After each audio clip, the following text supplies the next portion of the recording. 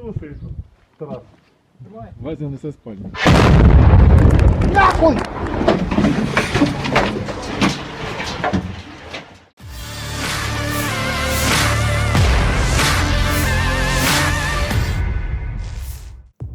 Beredar rekaman yang menunjukkan peluncuran roket ganda SMARS oleh Rusia. Sebuah unggahan di Telegram pada Rabu 11 Mei 2022 menunjukkan roket menghancurkan pemukiman warga.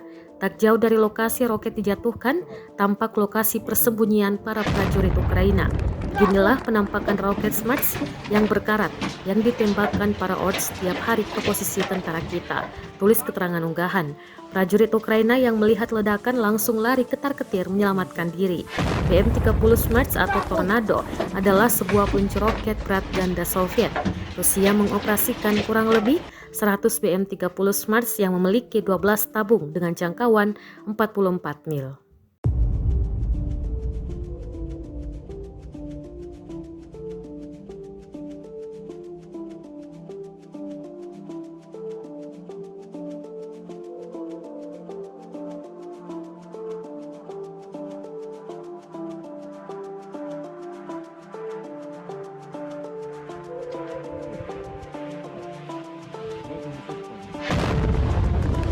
Вася несе спальню.